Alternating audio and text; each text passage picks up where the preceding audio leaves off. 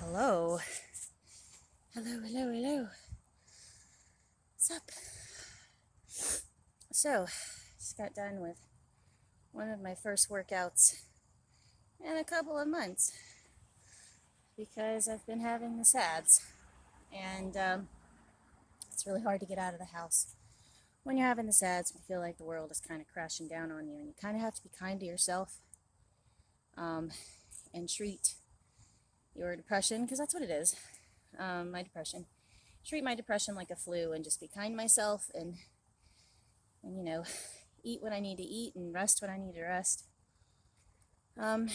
Because the world is hard. So, I gained a few pounds, and I'm accepting that because that's what COVID is.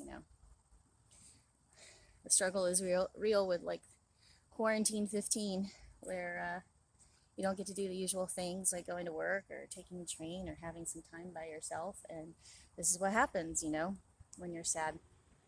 But I'm out and about in a really nice place. It's like a really pretty little mini garden next to the train station, which is really nice.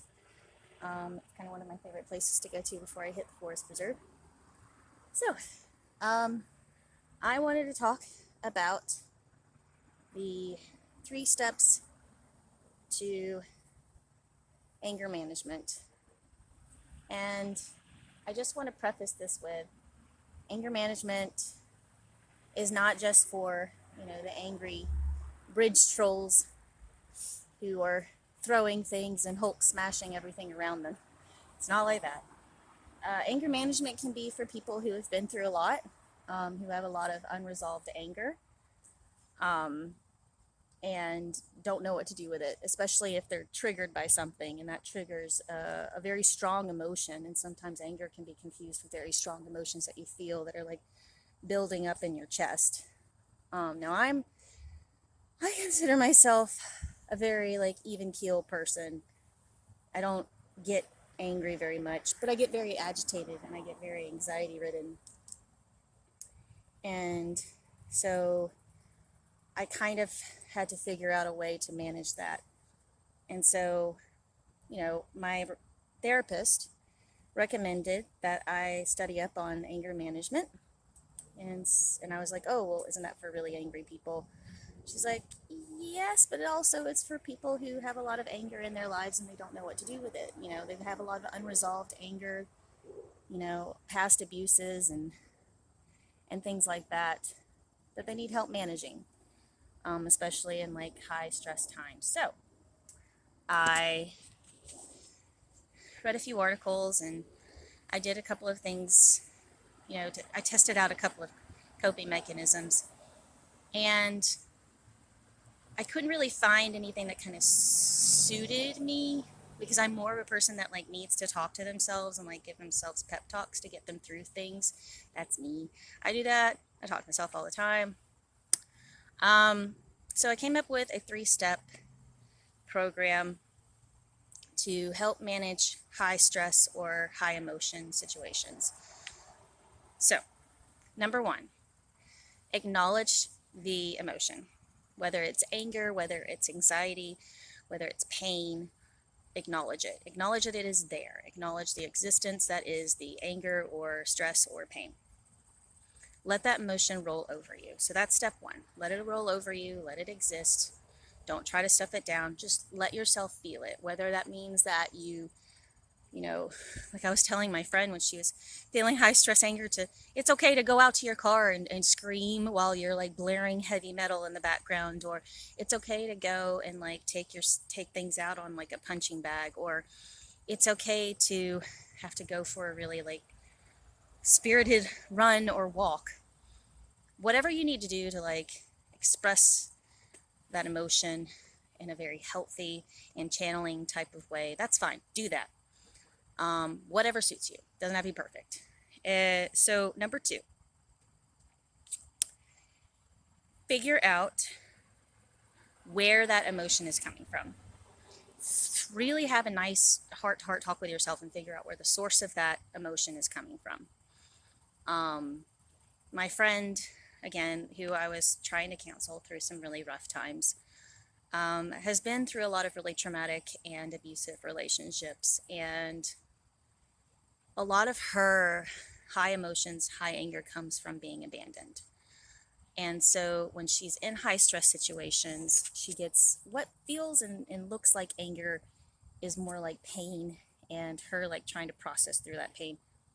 So I told her to like sit down and try to recognize where that's coming from. And she recognized that a lot of her anger comes from being abandoned. So sit down and don't be afraid to actually have an out loud conversation with yourself as far as like where that anger is coming from or where that high emotion is coming from. Whether it be like, okay, I am feeling very upset right now. Where is that upset coming from? Where is that trigger coming from? And am I actually really angry at that person or that thing? Or am I upset by something that happened to me in the past that is relatable to the current situation that I'm in? Number 3, take apart that anger or that high emotion one piece at a time. So with her, she likes cupcakes. She's a very cupcake and, like sweet and like high-spirited person. And I told her to envision it as a cupcake. Take one little piece of that cupcake at a time and bite it off and process it. So you're like logicalizing the absolute shit out of that problem. Envisioning whether it's a cupcake or envisioning it's like a Lego tower that you're taking apart one Lego piece at a time. Logicalize your anger. So if you're feeling anger about a friend, logicalize it. So know where it's coming from.